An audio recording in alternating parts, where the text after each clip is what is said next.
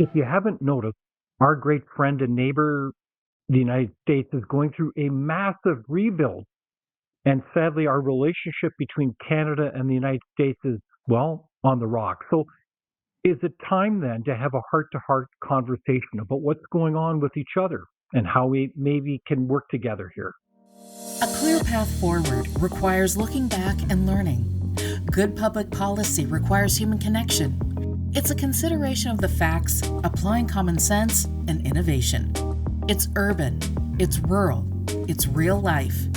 We all have something to contribute. We all have a responsibility to get informed because there's a little piece of Canada in all of us, isn't there? Let's learn on this path together. This is Leaders on the Frontier. So, with me here today to have a heart to heart discussion about the Canada-U.S. relationship is none other than Jim Lakely, our friend and vice president at the Heartland Institute. He's a journalist, he's covered the White House, and he certainly follows these things very closely, and he's a good friend of Canada. So, a warm welcome, Jim. Very glad to be with you again, David, and you and your listeners. Well, Jim, it's great to have you back because I know we've had a lot of interesting conversations about not only public policy, but of course, the relationship between Canada and the United States. So I know that this is going to be a challenging conversation today, but it's amazing. And I know you've watched this, but there's a lot of Canadians that are pretty offended by, tweets and missives about Canada becoming the 51st state. And frankly, kind of offended that, man, I thought we were friends, Jim. And now your president is talking about a 25% tariff on March the 9th. So we're going to dare to take the deep dive and have a heart to heart about our relationship, Jim. So are you up to this task? Well, I think we are, as I am personally, and we are as a country. We did, after all, allow you to win that hockey game the other day. So we are trying to mend fences. Okay, I wasn't going to bring that up because I know we booed your national anthem, so I want to half apologize for all my rude Canadians who dared to boo your national anthem.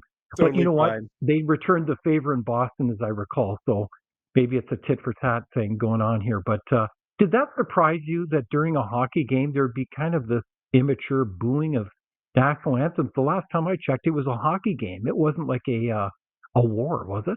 No, I mean, I'm not going to understand how it happened. And I think, look, it's a sporting event. It's all in good fun. I'm certainly, the people of the United States have great affection for our friends to our north. And I know that the feeling is mutual among our Canadian friends, and I have many of them about the United States. I think I guess I'm enjoying it more than you guys are north of the border when President Trump jokes about Governor Trudeau and the 51st state and being Canada, and by the way, we wouldn't take all of the provinces. I think, Saskatchewan, I would like just because I like to say it.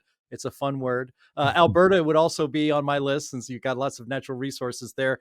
The rest of them are would be under negotiation at some point. But, look, I would understand it if I was, I'm not a Canadian citizen. If I was a Canadian citizen and my much bigger and more powerful and wealthier, sibling was constantly ribbing me, I would have a bit of a complex about it as well. But look, I think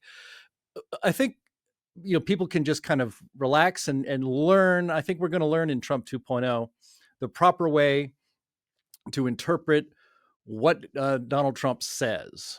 And the way he says it, and it's important to actually pay attention to what he does. But at the base and at the beginning of everything, when you're interpreting what Donald Trump is saying, you have to think of it as a negotiating tactic. Everything that he does is a negotiation. Everything that he does is a negotiation. He negotiates with his own family. Certainly, I'm sure he even negotiates with his own grandchildren on how much ice cream they may get after dinner. So, if you look at it that way, it's a little easier to understand what he's trying to do.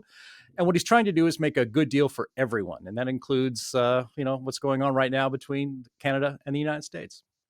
Okay, well, therein lies perhaps the silver lining because, a lot of Canadians feel like this is like a threatening, challenging time for a country. And in some ways it is, although we'll get to that in a moment. But anyways, we're going to have this bilateral therapeutic summit discussion here, whatever you want to call it. And speaking of therapist.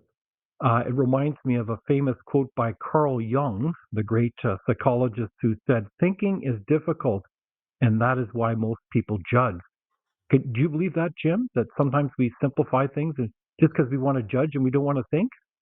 Yeah, I think that's true. I mean, let's think about, like I said, all the things that Donald Trump has been saying. And right before we went live on the air here, David, you had mentioned, or I think you mentioned here in the beginning, the tariff threat for the United States, against Canada, the importation of goods. Now, does Donald Trump really want high tariffs between these two very close countries in Canada and the United States? No, he wants free trade. I mean, he does want tariffs, but he wants fair Hmm. ones that make sense for both sides.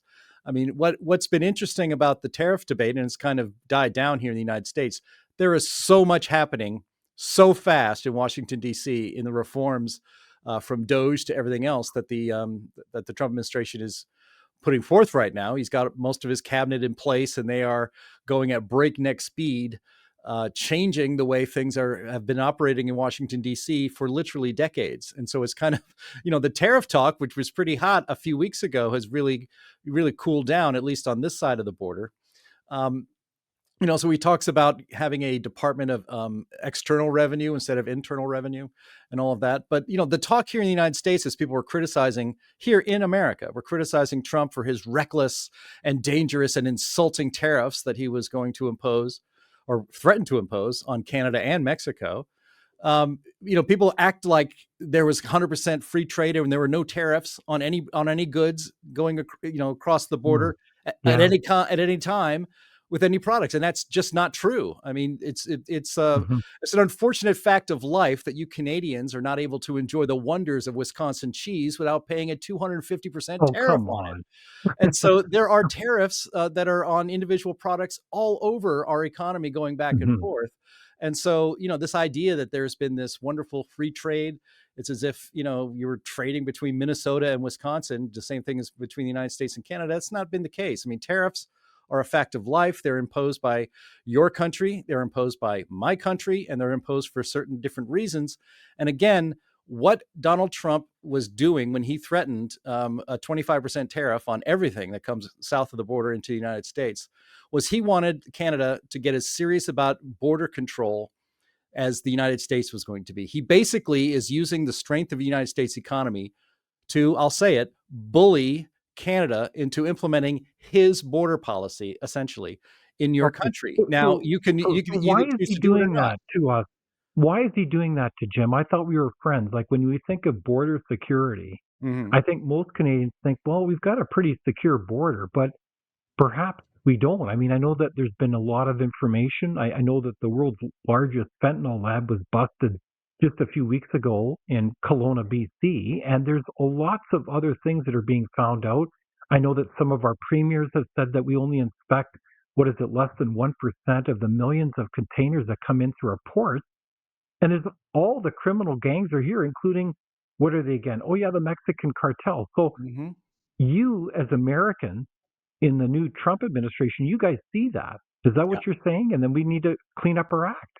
Yeah, I mean, because there's, it's they call it it's the largest, and it is, right? It's the largest unprotected border in the world. We don't have our militaries. It's not like the DMZ between North Korea and South Korea. Yeah. It is just it's basically in a lot of ways an arbitrary line along whatever parallel that is across North America. 49th parallel. 49th Don't you parallel. There you forget it, go. Jim. Thank you very Yeah, much. there it Yeah. is. So, but the idea is that look, the border immigration and border security were a big factor in Donald Trump being elected president of the United States. The Americans in general, and actually an overwhelming majority of them, if you listen, if you read polls, want our borders secured. They basically want to Mm, stop everything crossing the border for a little bit, at least, until we can get a handle on what the hell's going on. And that mostly the problem is on our southern border with Mexico, but it is not mhm. absolutely clean, so to speak, on the northern border as well. And again, Donald Okay. Trump does not want to impose a 25% tariff on Canadian goods. He wants Canada to get as serious about the flow of fentanyl and illegal immigrants coming across the northern border and terrorists. I mean, it's not as if it's a huge flow, but it's not Hmm. zero, and we need zero.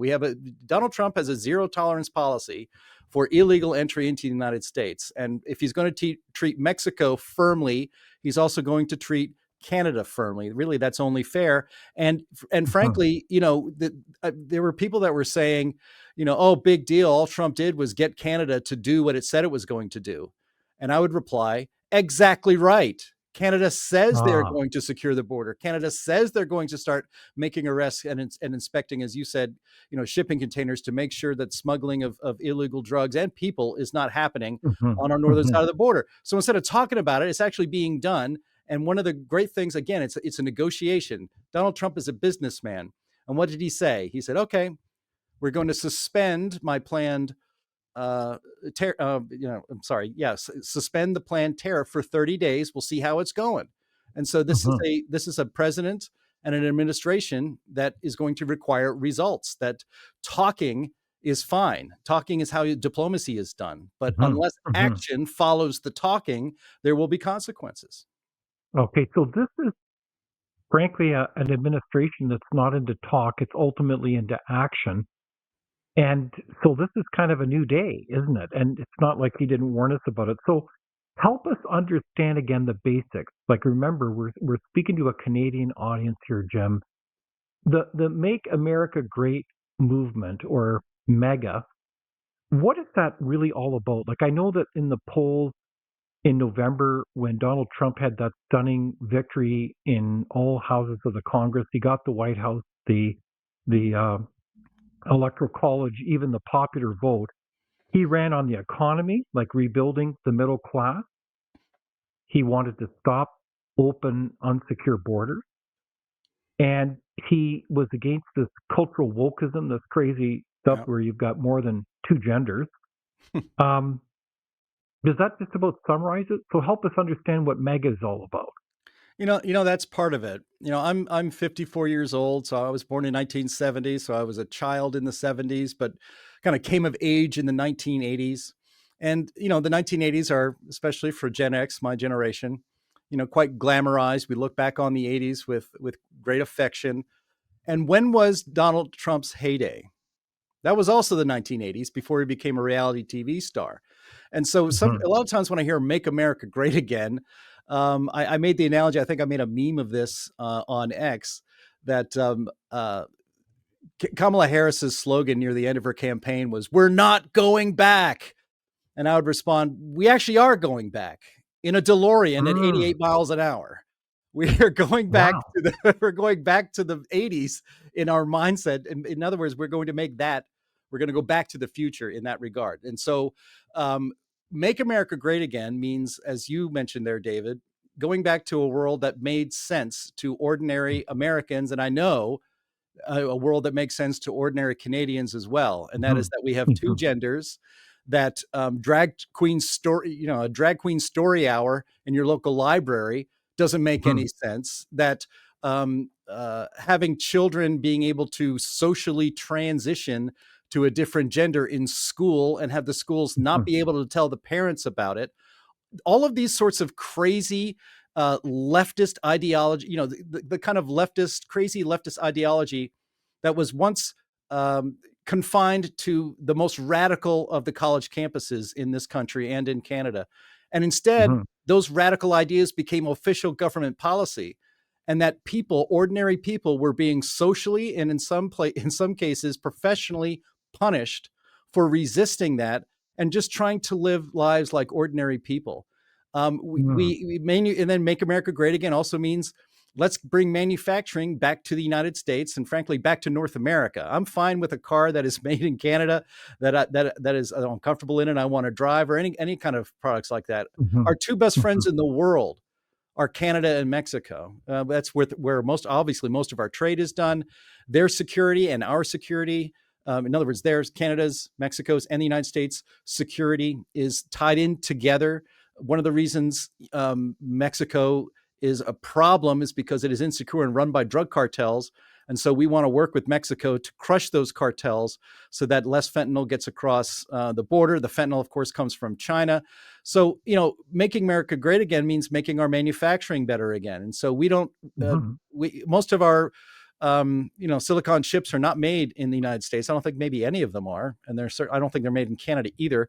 Mhm. China is taking over almost all manufacturing. I saw something today, and I was actually trying to fact check it, but I saw that China has more manufacturing than the United States, Japan, and Germany combined, or something like Mm. that. And Mhm. if that's not exactly accurate, it's probably close enough for this discussion.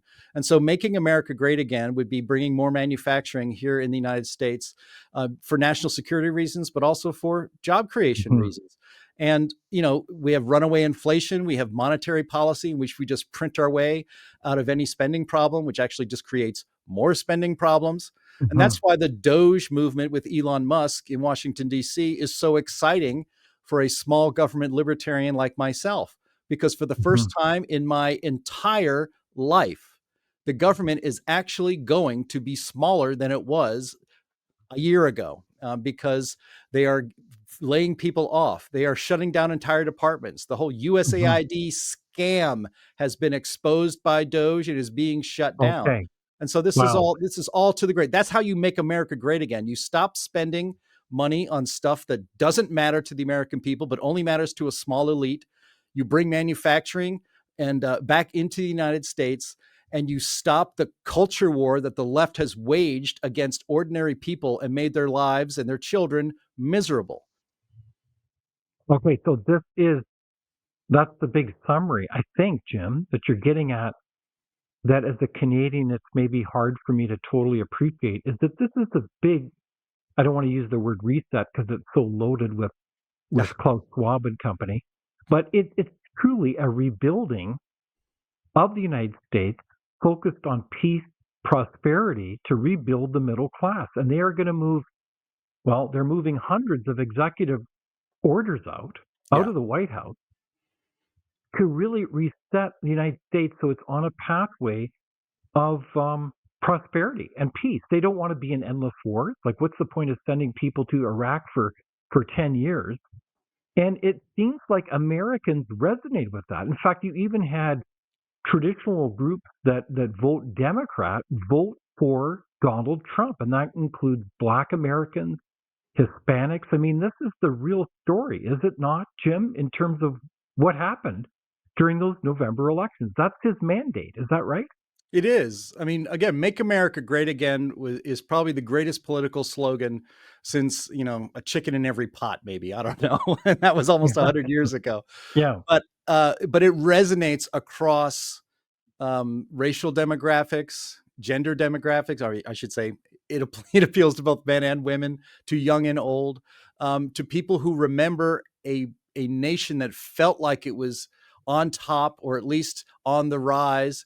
And for, Mhm. I think, really since maybe Barack Obama's presidency, when the glow of electing the first Black president wore off, people looked around and saw that a lot of radical stuff was going on, and that Mhm. they they kind of regretted going down Mhm. this road that we have now gone, turned around from. I think it's good to think of this as a restoration. Uh, Mm. Victor Davis Hanson was on a podcast the other day, on his own podcast, I believe, and I listened to it the other day, and he says this is the counter revolution. That since the Ah. 1960s, we've had the revolution, and there's lots of Marxists that are in charge of government Mhm. departments and Mhm. universities and newsrooms, and all of the influential places in our culture and government are controlled by the hard left in the United Mhm. States. And this is the restoration of America that people thought they lived in, and thought that that's where they grew up, and thought that's the America they were fighting for. And so this is a counter revolution to the, well, hopefully until now, has been a successful revolution by the radical left in the United States since the 1960s. Okay, so we're in this heart-to-heart discussion, Jim. So I'm going to address the elephant in the room. For Uh-oh. a lot of Canadians, yeah, I'm going to bring it up, is the orange man bad syndrome. The whole idea that Donald Trump, well, he's a bad man. He's like Hitler. We've heard all the legacy media in Canada. We hear it from the CBC all the time that he's a convicted criminal, that he is a Russian stooge that, well, he is just really a bad man. And it's almost like a lot of Canadians have a visceral emotional reaction to your president. I'm sorry to say this, Jim, but I'm being honest in this heart to heart conversation. And so how do you address that? I mean, because like how would Americans, I guess everybody in Canada is asking, how would Americans vote then for this bad man? Or is it all true? Or is it not true? Well, it's not true. I mean, he's not a bad man. If you see him interact with people, in fact, before he decided to change his registration from Democrat to Republican, and he came down that golden escalator at Trump Tower back in 2015, until then, everybody in the culture and the media loved Donald Trump. He was a beloved, not everybody, but he was a beloved and Yeah. respected figure in business and on television. He had the number one rated show on NBC with The Apprentice, especially his Yeah. seasons of The Celebrity Apprentice, and he was fine. Once he changed to Republican and started criticizing Barack Obama, suddenly the whole country and this whole country turned on him, or at least half this country turned on him, and and I guess a lot of, as you said, a lot of my Canadian friends have a visceral negative reaction to even seeing the bad orange man on television. I would just say to that you Canadians are too kind to a fault. That we Americans, especially we Americans on the right, are a little tougher and maybe not quite as polite all the time. Although I always am with you, David. But Jim, you're blind. He is a convicted criminal. Come on, Uh, let's be honest here, Jim, isn't he? those those were trumped up charges of BS that would never been brought on anybody else. The whole idea that he's a convicted felon, that's actually not true technically, even right now. That still has to finish being adjudicated. But what Donald Trump is he's the expression of the American id. He is all aggression. He is, and so, but that's just kind of his style. Again, everything is a negotiation. He realizes that being Mr. Nice Guy all the time is not going to get him and his country what it and we want. He has to be tough, as he always says. He has to be brash. But what people kind of forget, when he does get his way, when the policies that he is pursuing are Mhm. actually brought to fruition, uh, there are rewards for that. And I know that. Look, did any of you guys see his interaction with French President Macron this week? You would have thought if any leader would be, making faces and barely able to stand his presence in the Oval Office, it would be Macron. But they were Mhm. yucking it up. They were shaking hands. Trump Yeah, took a they few were. questions from people that even made Macron smile. I think the world is going to learn to love Trump 2.0, because I think Mm. they're actually finally going to give him a fair chance, because I don't think many world leaders considered him a legitimate American president. They considered him a bit of a joke. And when Mhm. one of the first things he did was go over to Europe and say, "Yeah, you guys got to start paying your fair share around here. Why should we continue to be the number one and almost completely alone in the guarantor of the safety and protection of the all of Western Europe when you guys are not spending any money on this?" It was not something any Exactly. American president has ever Yeah. said to somebody, and he's frankly said that to Canada as well. And I know that this is now something you guys are thinking about your own security in ways that you wouldn't have if Kamala Harris was president. And frankly, Mhm. heart to heart, David, American to Canadian, I think it's good for you guys to be thinking a little bit more seriously about What? protecting yourself with your own money. Yeah, I guess we need to grow up then. Yeah, so we need to actually rebuild our military. Good point, Jim. But yeah, to the point of your president, maybe we've bought into this visceral, emotional, almost like a kind of a slander. And it depends on the details. You've got to get into the details here. But yeah, there were a lot of made up narrative by his political opponents, and the people who carry the water, well, guess what? They're the usual suspects. The New York Times, the Washington Post, the AP, the Associated Press, that we all get in our legacy media. I mean, that's the stuff that we've read for years about Donald Trump. It's almost bizarre. It's put us in kind of an information bubble, if you know what I mean, Jim. Yeah, you're in an information bubble, and that bubble is in the bottom of a chasm, and it's dark, and you really can't see anything, let alone the truth from way down there. And you certainly can't hear it in your bubble.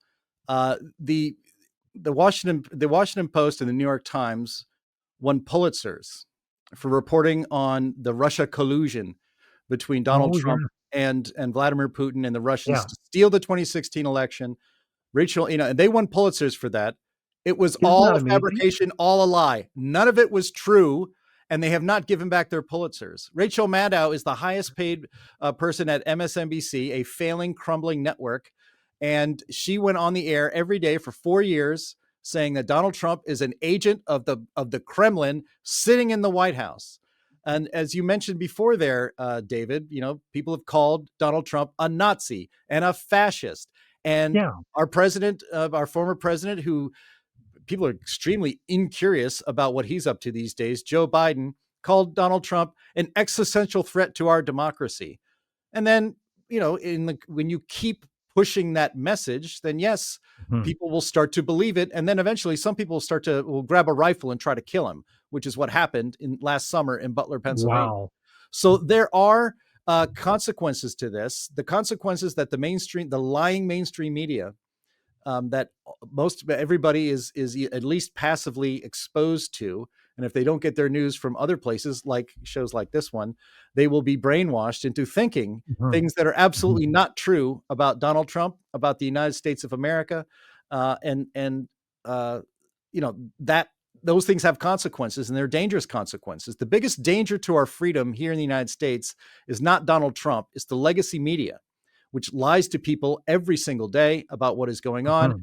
I used to be a member of what they call the White House press corps. So you're a Yeah. reporter at an outlet. My outlet was the Washington Times, that go to the White House and cover the Mhm. president and the administration every single day, go on trips. You get to be in what they call the pool.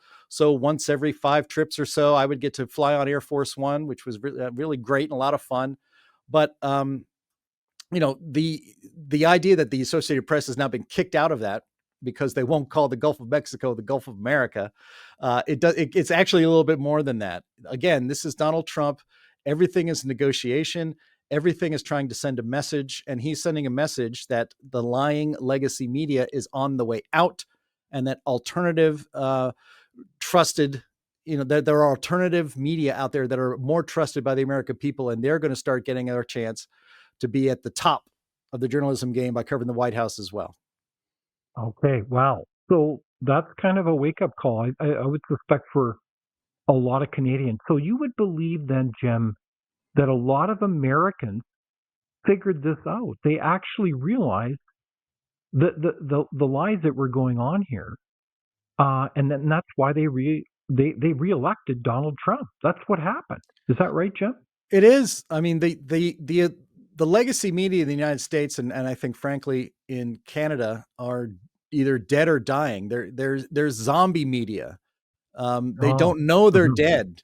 They think they're alive, and they're wandering around, and they're growling and they're shuffling, and they're dead, but they think they're alive because they're still moving. Eventually they are going to Mm. fall over and rot. The Rebel News media with our friend Ezra up there. I that's the Canadian news outlet I trust the most up there, and it's increasingly being Mm. more trusted, I think, than the CBC by many free thinking, independent thinking, and smart Canadians. And in this country, yes, the legacy media has actually failed, because it wasn't just red states that got redder. Blue states in the United States got redder. Almost every Every single one of them. county. Yeah, Every one. if you looked, the blue states all got redder. I mean, they didn't turn red necessarily, but they got redder, or more Mhm. purple, I suppose. There was a great map there. The New York Times was actually useful for almost just this one thing during the election, and it was when they released a map, an interactive map that showed you red arrows or blue arrows going in each direction, Mhm. and county by county all across the United States, even in deep blue states like California.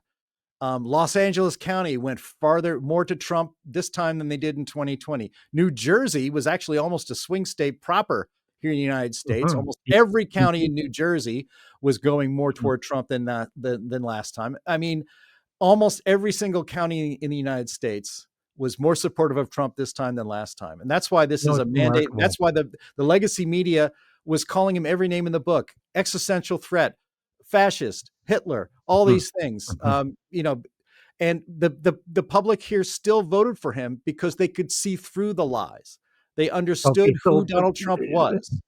but in Canada, through our legacy media, we've not heard a whit of that. They all think it was somehow Donald Trump got in there, and by golly, he's an existential threat. That's how they see him, by and large. So we'll see how this story plays out. But I think what you're doing is you're challenging us to scratch beneath the surface and realize that you just can't take an emotional, visceral reaction here, but we've got to look at what really happened. And by golly, it's complicated. And so when we get to today in 2025, in the end of February here, it's fascinating that Rasmussen and the Harvard Harris poll reveals that Donald Trump is high in the poll. What are you seeing, Jim? Yeah, I see it.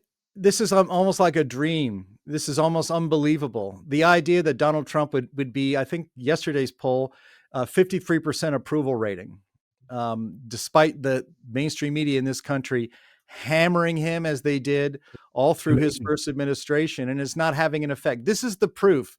And I hope Canadians can see this, that 77 million Americans who voted for Donald Trump are not all brown shirts, that we haven't lost our vision of what America is supposed to be.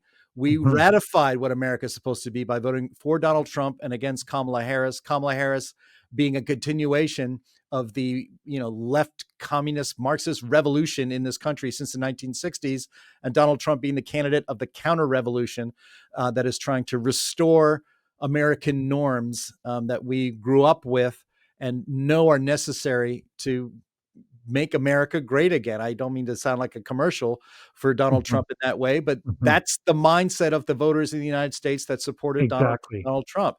And so, to see his approval rating at 53%, I don't think it was ever at 53% in his first term. And then when they asked the questions about all the things that he's doing, on immigration, on the economy, on D.O.G.E, on government waste, he is winning on every single issue down the road, down the line. The Democrats are actually at their lowest approval rating in the history of that poll. If I'm a Democrat in the United States right now, I would be pretty despondent. But what I see the Democrats doing is nothing different. They and the media think they can run the same playbook against Donald Trump this time that they did in the first time. And it is absolutely not working with the American people. They have lost all of their credibility. Again, our media in this country is a zombie media. They're walking around, they're shuffling, they're groaning, but they are not actually alive. They are dead, and they're going to just wither away, I think, over the next 4 years. I don't think MSNBC will be a going concern by the end of Trump's term. Okay, so that's an interesting prediction, because at MSNBC, you've seen a whole series of hundreds of people laid off. I think CNN is down in the tank in terms of viewership. It's quite tiny. You've got Joanne Reid, some joke that it's joyless Anne Reid, among many others that have totally lost their positions. So what's going on there? Help us understand what's happening when Jim Acosta from CNN is out of a job. What's going on? Well, all of these former media stars are going to spend a little bit more time with their podcasts and their Substacks, I suppose, and perhaps their families as well. What is happening is whenever these things happen, I think of that famous quote by Margaret Thatcher about, the problem with socialism is that eventually you run out of other people's money. And the problem with socialism and a lying media is that eventually you run out of viewers.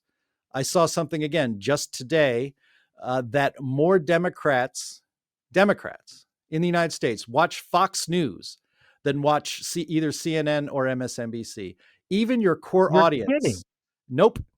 And that's actually long been true. The whole idea that Fox News is, triples the viewership of CNN and MSNBC on a lot of nights, that's only because of only Republicans watch Fox News. The dirty little secret, and all these networks actually know this because they know their audiences. They know that they've lost a lot of their audience to Fox News over the years. You can't triple the ratings of MSNBC with only Republicans. But the truth of the matter is they've lost all of their credibility. CNN, MSNBC is running out of money. NBC Comcast, which owns NBC News and CNBC and MSNBC, is trying to spin off MSNBC and CNBC, they're two cable networks, and Hmm. find a buyer for them. And so they're trying to, as if like you're selling your house, you'll try to put a coat of paint on it, maybe, renovate the bathroom. Certainly you're going to vacuum the living room when people are going to come through and see. That's what Comcast is doing right now with MSNBC. They're trying to clean it up to find someone to buy their cable property, that and CNBC combined. But they'll keep NBC News separate, I guess. That's still the prestige Hmm. network. But they're doing Fascinating. that because Joy Reid was fired because she was a racist on the air continually. Hmm. She was the most racist host on any major network, maybe in the history of the world. And, she got fired because her ratings were lower than many, many people who just do it from their living room on YouTube. And so she got fired for that. Rachel Maddow, she's paid $25 million a year to basically work 1 day a week. MSNBC's business plan, their business strategy isn't working because even their own audience is fed up with it, because frankly, their own hard left audience has also been lied to. When you're a liar, when you're a Yeah. news outlet and you're telling lies, you're not just telling lies to some people, you're telling lies to all the people. Now, while people on the right never believed that Trump was a Nazi, Trump was an existential threat, Hmm. all that Hmm. kind of nonsense, their own audience did believe it. And their own audience thought that there's no way that Trump could win because he's a Nazi Wow. and he's a fascist. And then he Yeah. ended up winning. And so I think the problem here is that a lot of the audience, the core audience of MSNBC, is now just fed up and disillusioned because they have to Hmm. believe one of two things. Either most of the people that they work with and see at church and at their Hmm. kids' soccer game or on the golf course, either all those people are Nazis or MSNBC was lying to me the whole time. And why am I going to Exactly. continue Yeah. to watch a network that lies to me the whole time? And I think a lot of the Right. core audience has concluded the latter. And so you Yeah. can't sustain a audience-based business when your audience is leaving you. Well, and I think people get tired of the endless ad hominem attacks. I mean, it's the oldest trick in the books. You don't talk about the real issues in a thoughtful, respectful way. Instead, you just attack people personally. So, yeah, wow, what a revelation that you've just outlined there, Jim. And I think that what I am struck by is frankly an even bigger picture on what's going on as we talk about this rebuild of America, or you use the word restoration of America. And I just want to recap that because it's not only economic and financial, it's geopolitical, it's cultural, as you've alluded to. And I think what's fascinating is that on the security side, we see, we've talked about the border, the need to get on with NATO, get rid of the open borders.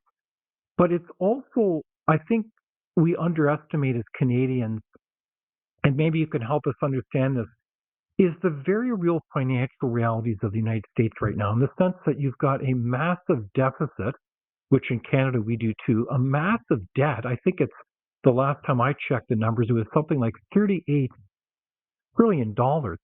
It's eye-watering. It's hard to understand those numbers.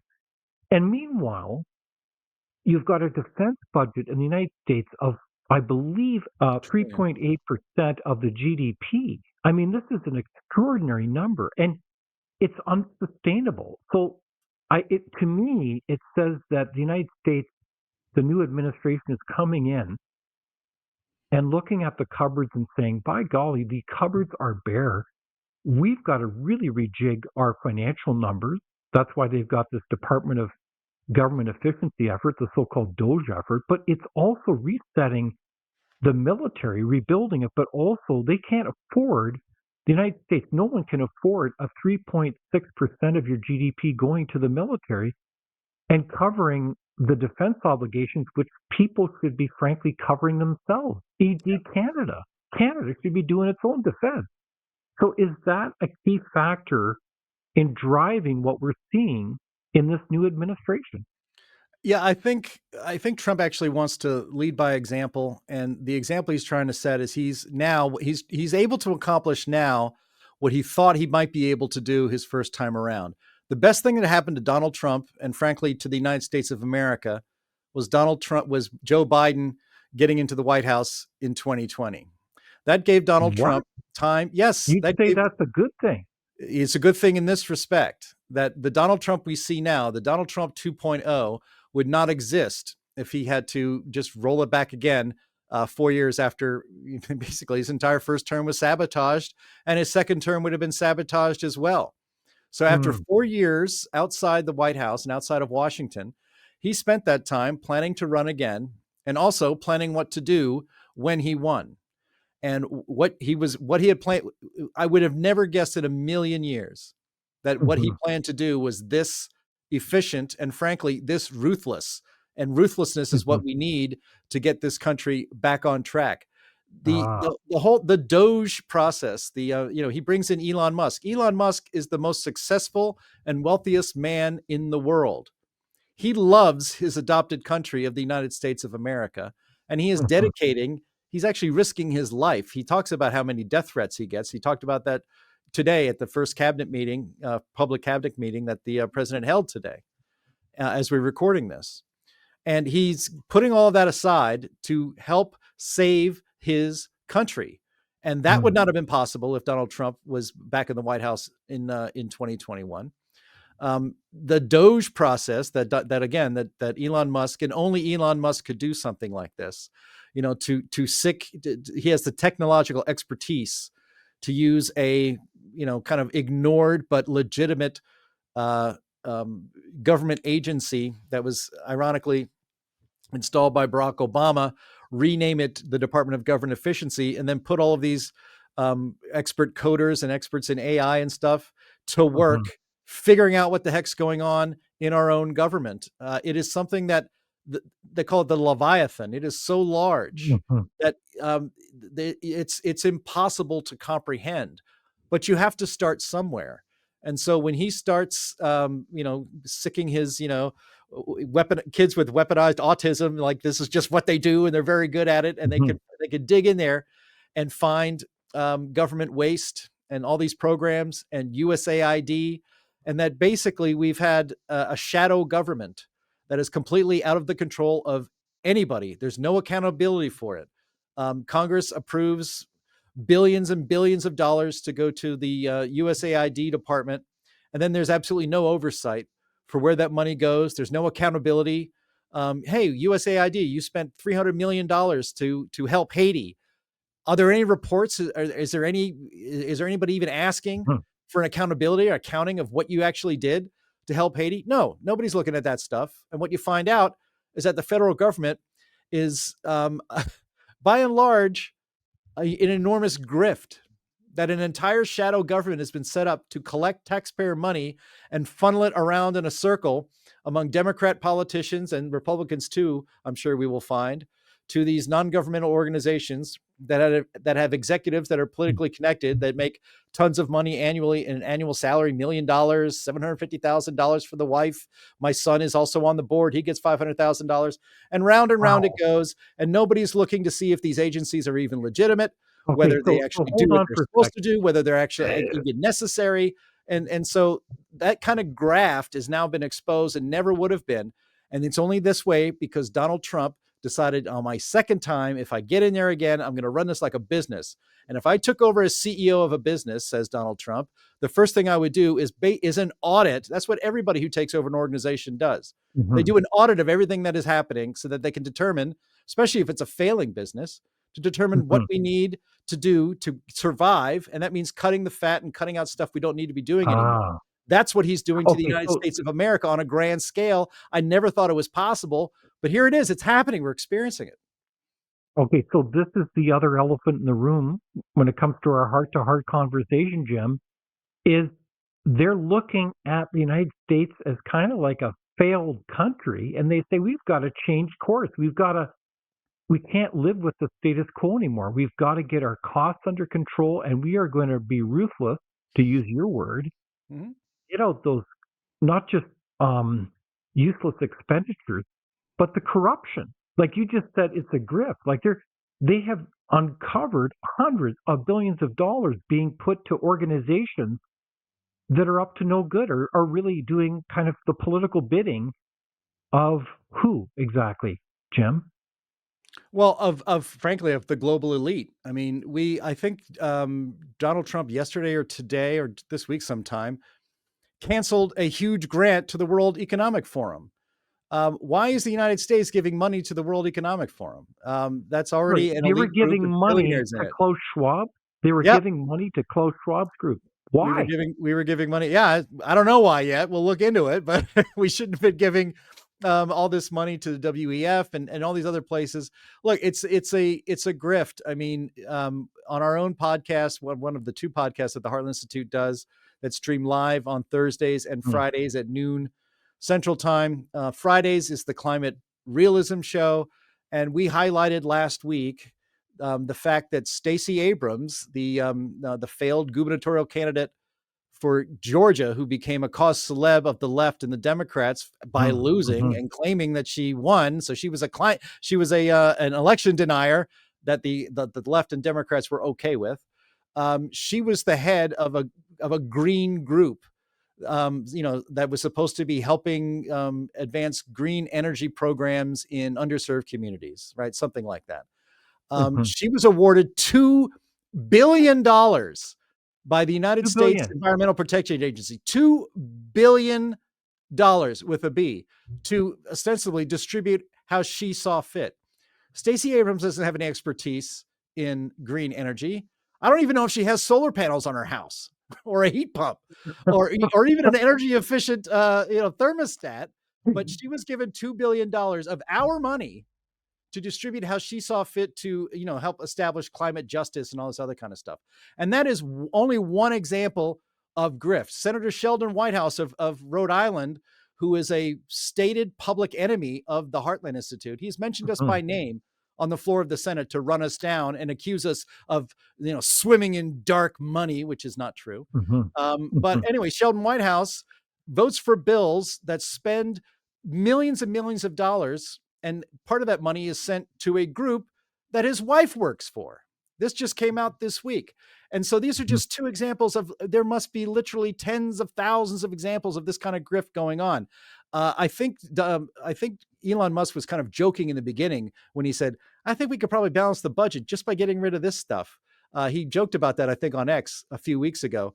As the days go on, I think he's actually right that there is so much waste, fraud, abuse, and grift, even in our entitlement systems like Social Security and Medicare, that, and the remarkable thing, Dave, I'm sorry to keep going on, but the remarkable thing is that my entire adult life, I was told this could not be done.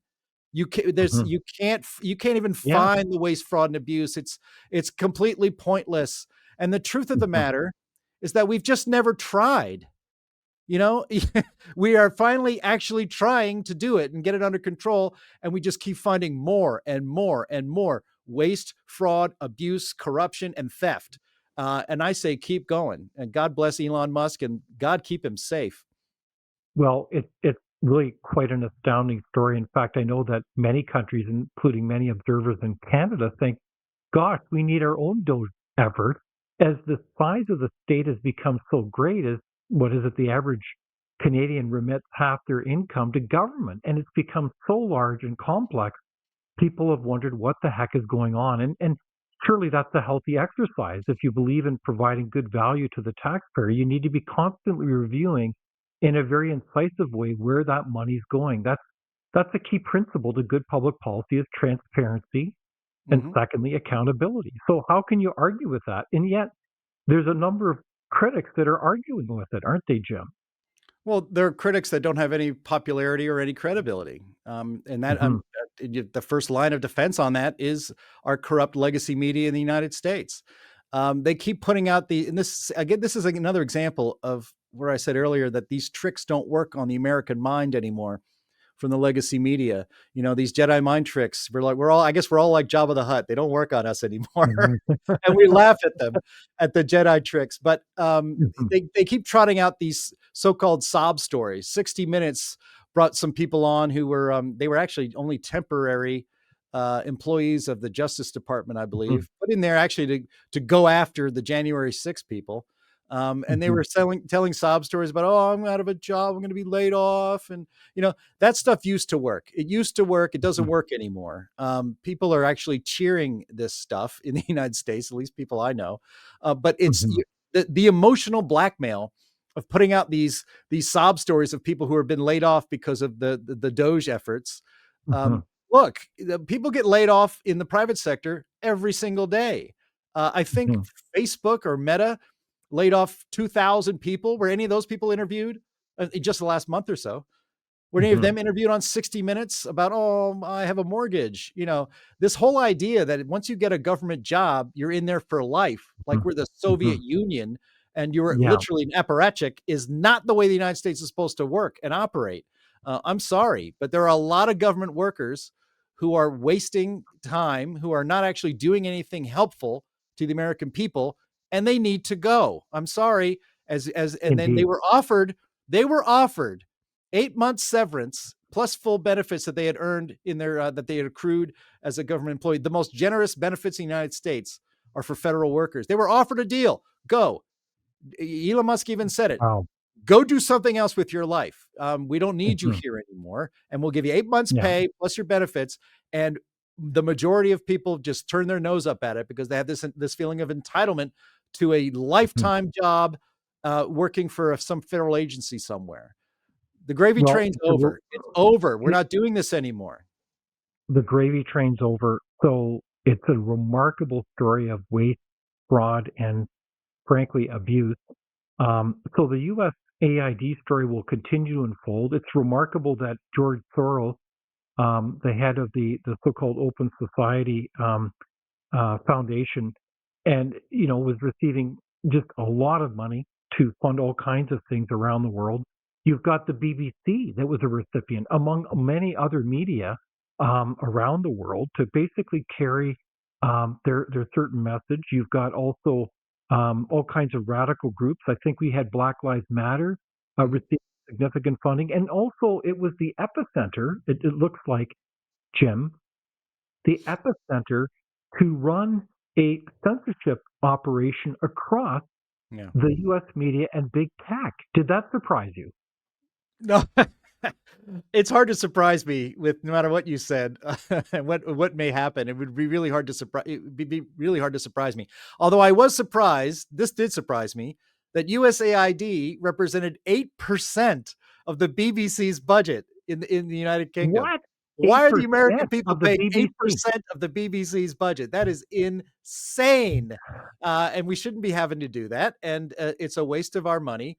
And frankly, most of this stuff that's paying out is a waste of our money. And as you pointed out, David, we are a country that is $38 trillion in debt.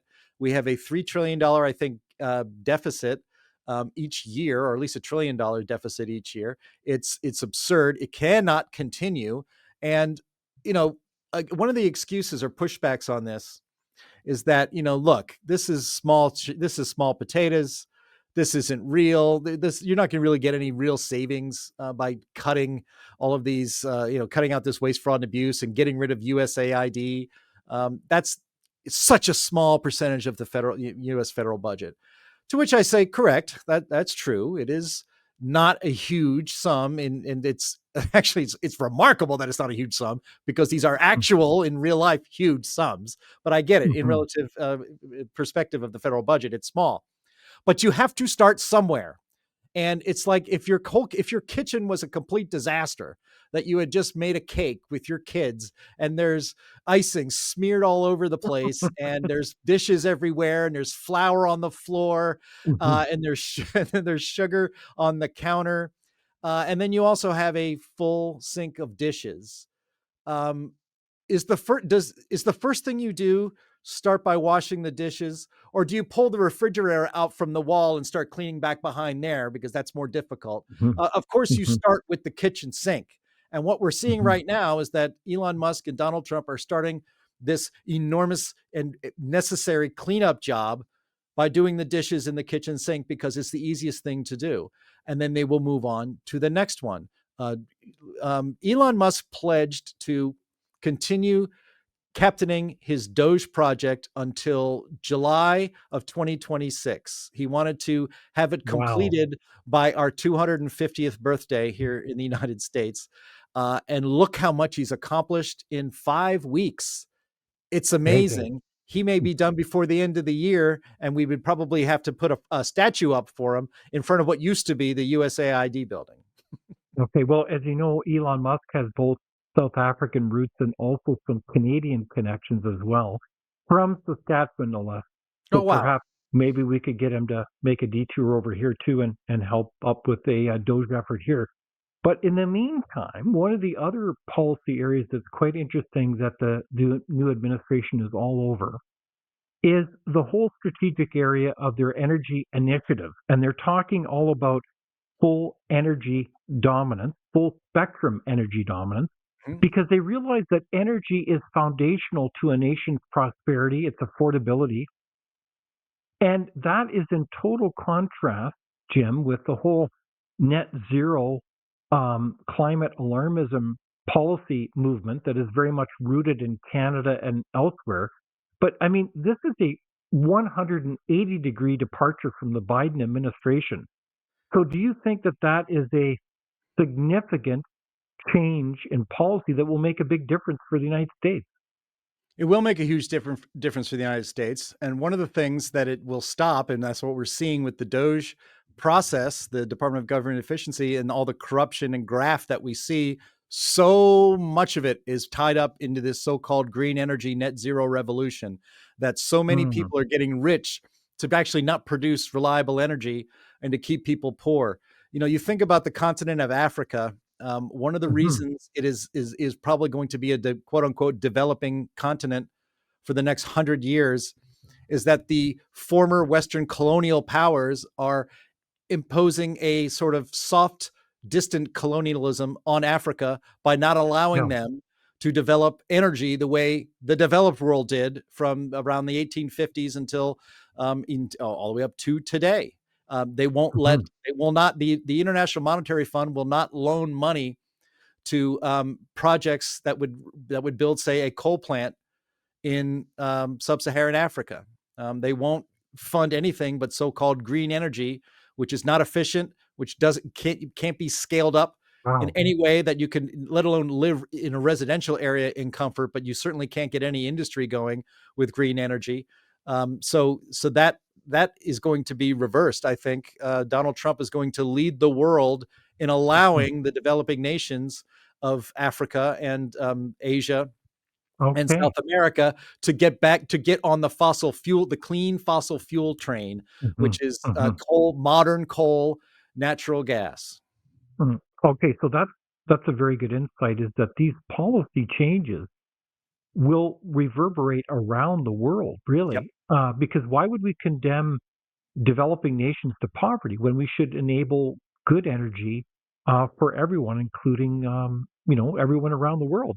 And it's interesting, in Canada, we've had a federal government that has a policy, has pursued a war on Canadian oil and gas to shut down that incredible industry. And it strikes me as being absurd that now, as the Trump administration pursues this whole energy theme, would that not be a great opportunity for Canada and the United States to build and strengthen our relationship and get, frankly, all of Canadian oil and gas working to build our continent and around the world?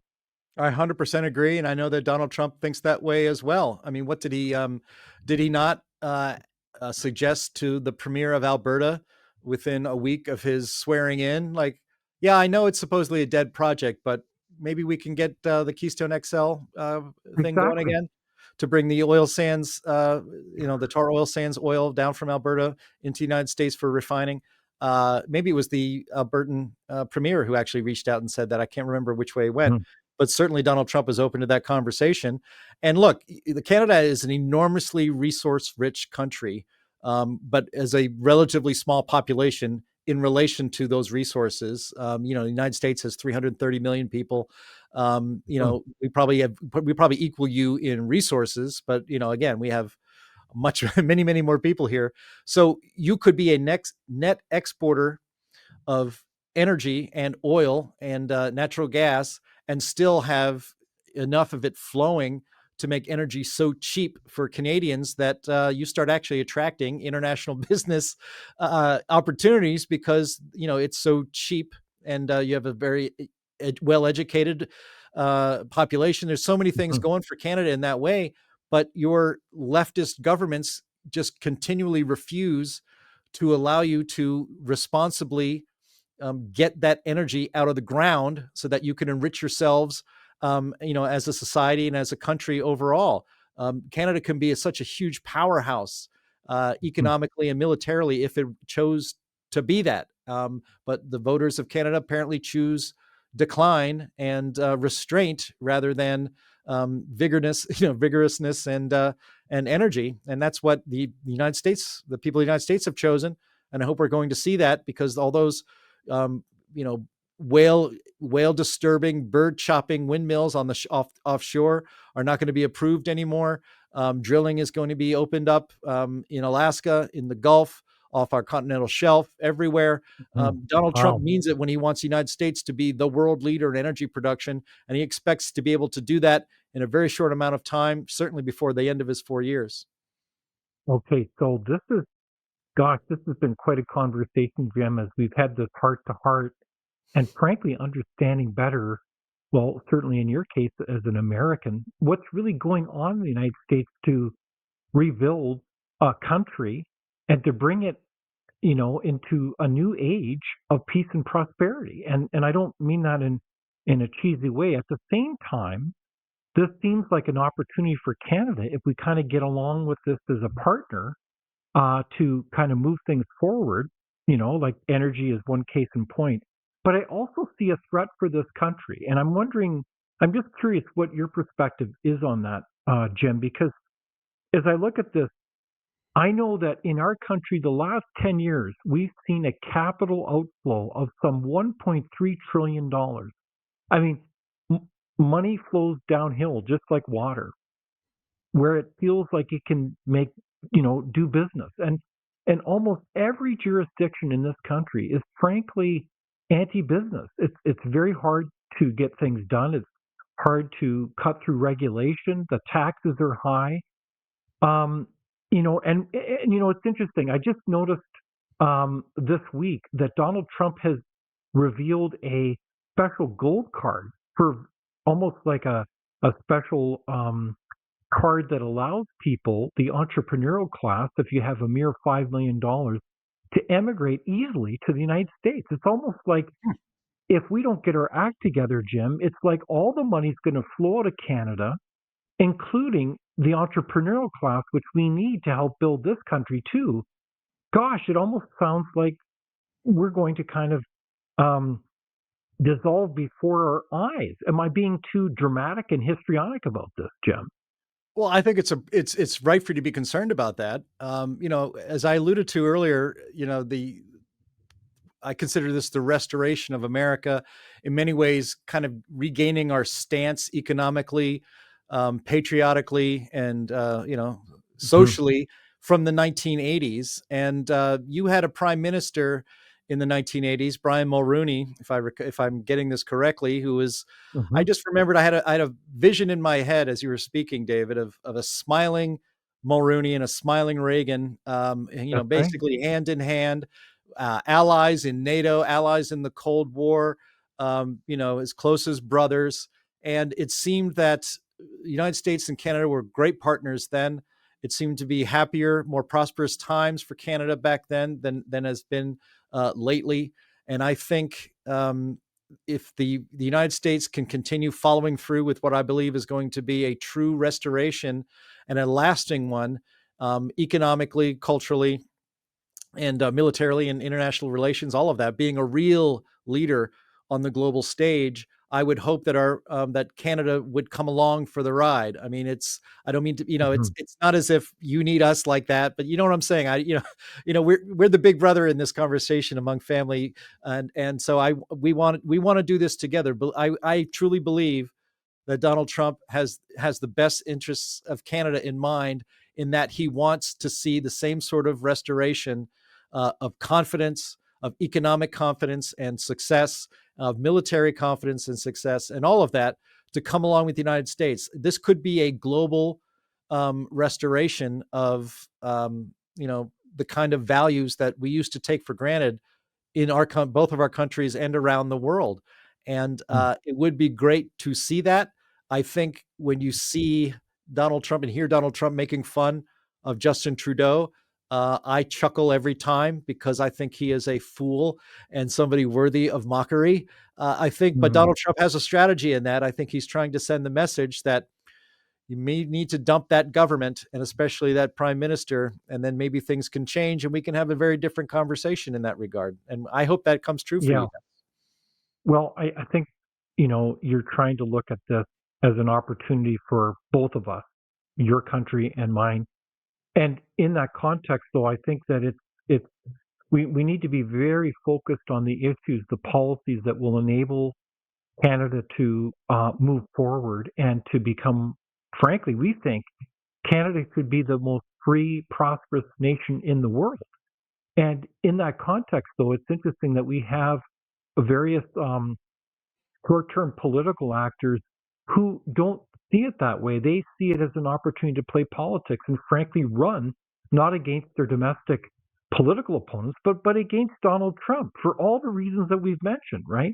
And so this is where I think it behooves as Canadians to see through that cloud of nonsense and to be able to realize that, frankly, what's at stake is everything, including our country. And this is what we stand to lose, as Canada is a nation of decline, and we should be going and renewing ourselves and, frankly, rebuilding this country as much as you are trying to do it for your nation as well. Yeah, I mean, it just even in the spirit of competition. I know I made a joke that the United States let Canada win that that championship game the other night in the rink on the ice. But the fact of the matter is, Canada is a great country. It is a proud country, and it is a country of winners and competitors. And I think that's something that I admire about Canada. And I know Donald Trump, as a man who is always talking about winning, he's a very competitive person. Every business deal, every negotiation is a competition that he wants to win. I think to see a renewed spirit of competition in which Canadians do say, we can actually be better than the United States. We can actually succeed. We can have a better economy than the United States. We can attract better people. I would love that. The United States would love that because it would raise all of our spirits to see that happening on the great North American continent. And we do have great affection for our northern friends, and we'd love to see as much prosperity and success in Canada as possible. Wow. Well, thank you very much, Jim, our friend. Thank you for joining us and for your kind words about our country, and touche back to you, as the French would say. And we certainly love that we can be fine neighbors on this great continent that we share together, North America.